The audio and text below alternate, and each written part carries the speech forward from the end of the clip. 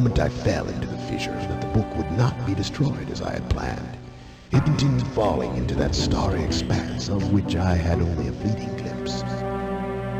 I've tried to speculate where it might have landed. I must admit, however, such conjecture is futile. Still, questions about whose hands might one day hold my Myst book are unsettling to me.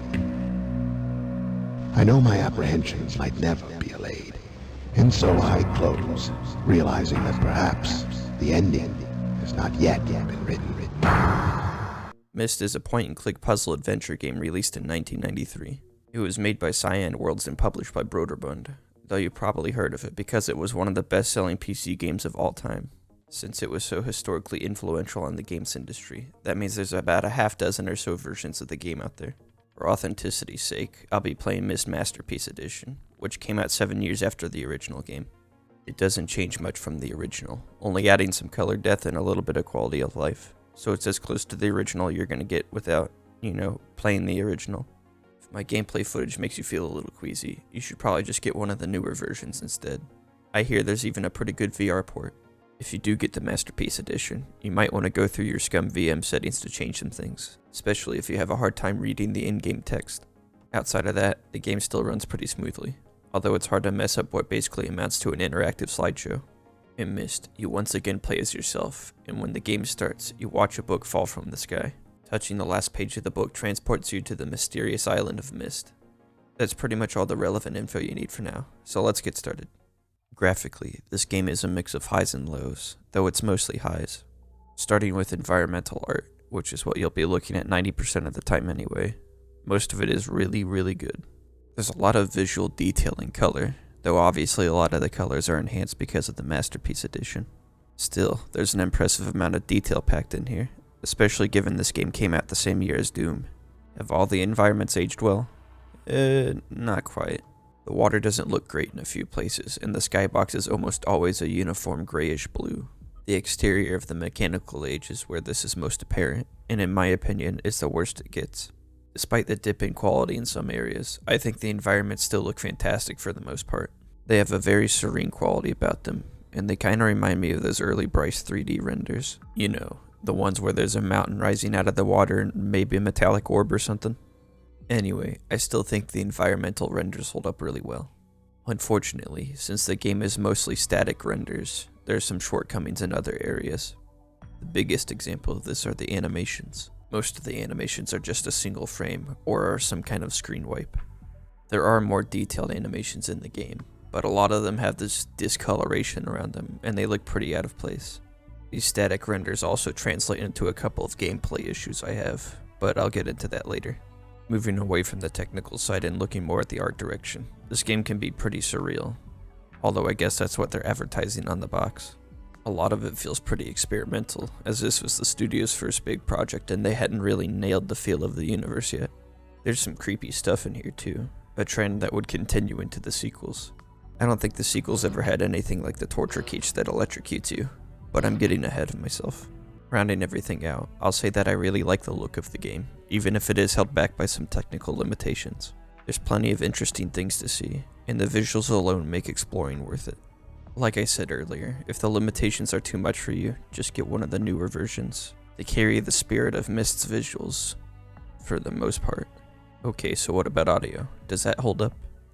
It's a bit of a mixed bag. Starting with the positives, I think the music sounds really good. It's a quieter, contemplative soundtrack with a lot of drums and strings.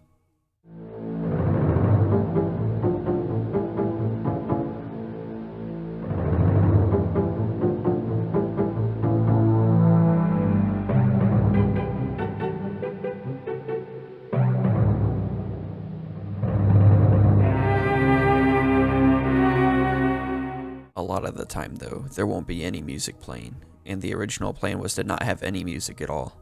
If there wasn't any music, I'd miss it, so I think it was the right call that they eventually decided to add some in. As much as I like the music, I have a couple of issues with it, although both of these are technical issues. First off, the music sounds pretty heavily compressed, although this is kind of expected given how old the game is. The second larger issue I have is how the music is played. As far as I can tell, it's tied to the renders themselves. This means that music can start and stop on a dime.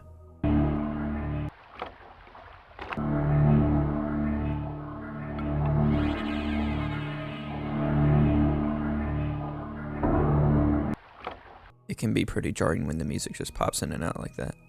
It'd be like having a conversation with someone, and it would make it so you could them. Like I said earlier, this is probably just a technical limitation, and I do enjoy the music that's here. The game will rarely have you in complete silence, and if you're not listening to music, there's at least some ambient sounds in the background. The ambient soundscapes are all really well done, and they help make up for any immersive gaps the visuals might create.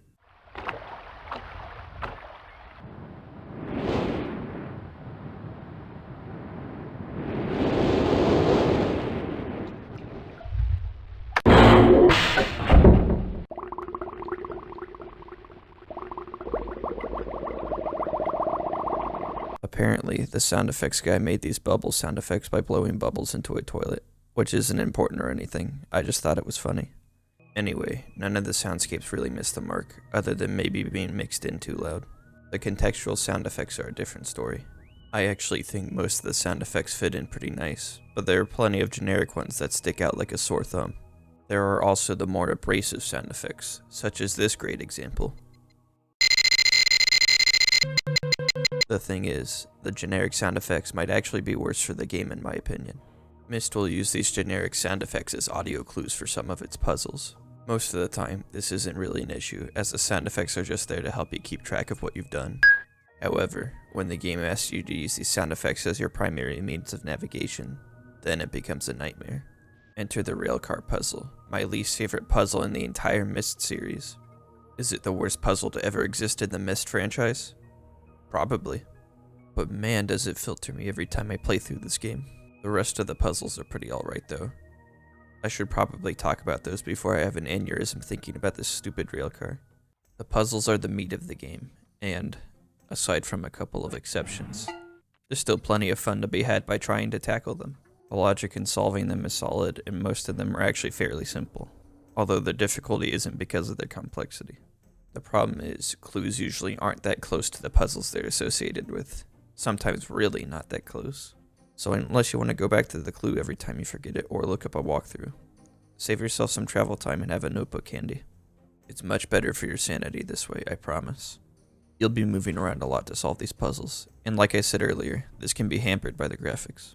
The game isn't really clear with how you'll end up when you move somewhere, and this can be especially aggravating when you're trying to look for something like a switch. This isn't normally a huge problem, but there are a couple areas that gave me a hard time. The premise of how the game will unfold is pretty simple as well. You go from world to world, trying to figure out how to escape each one as you go along. Of course, you'll need to unlock access to these worlds from the main island of Myst first. But what's the point of all this? Why are we going to all these worlds anyway? I have to leave quickly. Something terrible has happened. It's hard for me to believe. Most of my books have been destroyed. Catherine, it's one of our sons. I suspect Akinar, but I shouldn't leap to conclusions. I'll find him and Cirrus as well. Oh, I should have known better than to have left my library unchecked for so long. We finally arrive at the start of the family drama that is the core of the series story. After starting out on the island, a little bit of searching will lead you to a note written by the father, Atris, for his wife, Catherine. The note leads to a message left by Atris explaining that one or both of the sons have burned down the library on the island, and that Atris has moved the rest of the books into safekeeping. After a little bit more searching, you find the brothers, both of them trapped in their own respective prison worlds. After using the nearby pages on their books, you get to hear them talk for a little bit. Why?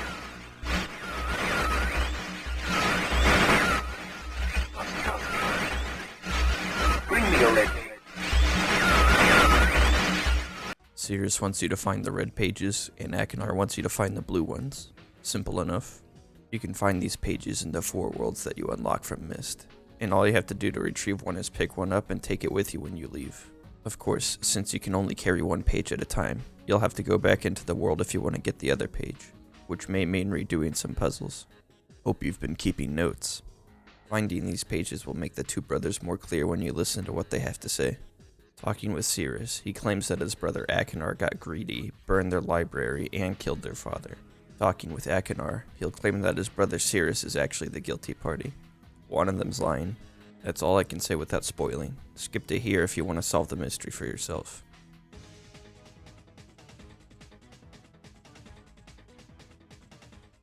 Okay, so if you've been paying attention while you're going through these worlds, it'll be pretty obvious that both brothers are liars and are definitely not good people. If you get all 4 pages for either brother, they'll tell you about a partially burned book in the library that contains a pattern for the fireplace puzzle. It'll contain the final page for the respective books, but they both insist that you do not touch the green book. And you know what? I trust Cirrus. He seems like a trustworthy fellow. I think I'll get his last page. You stupid fool! It looks like perhaps you're in the book now? Okay, so since they're both obviously lying psychopaths, using the green book is the only real option you have. And what do you know, Atris is alive and well. He tells you that his 2 sons trapped him in there with an incomplete leaking book, and that he only needs a single page they tore out in order to escape. After you meet up with him, you give him the page and he goes back to Myst to deal with his sons. It is done. I have many questions for you, my friend, but my writing cannot wait. I fear that my long delay may have already had a catastrophic impact on the world in which my wife, Catherine, is now being held hostage.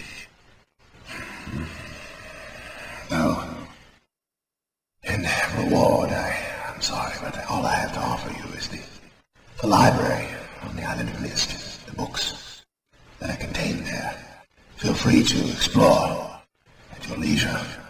I hope you find your explorations satisfying.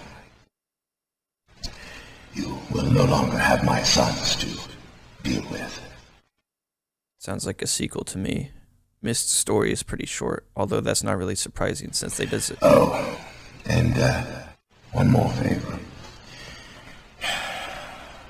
I am fighting a foe much greater than my sons would even imagine.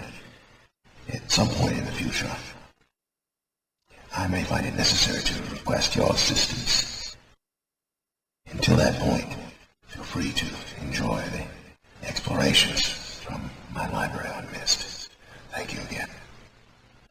Since they designed the puzzles first, once you've beaten the game, you're allowed to free roam through the worlds you've unlocked. Although assuming you've collected all the pages, there won't be much left for you to see. The book. You can use the Myst linking book to return to Myst. Oh, okay. I'll just be going now.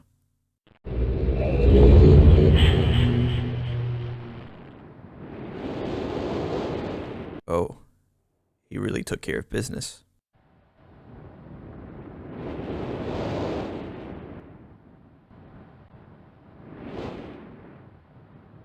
Wait, so how do I get home? Myst is one of those historical games that people either undervalue because it doesn't hold up so well these days, or overvalue because they played it a lot as a kid. Is it perfect? No.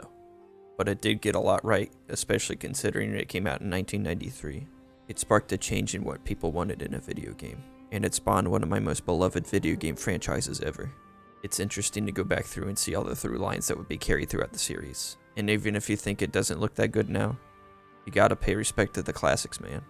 Or just play one of the remakes. You know, whatever works for you. You can find most of the versions of Myst on GOG, although Steam only has the 2021 remake. If you want authenticity, get the Masterpiece Edition.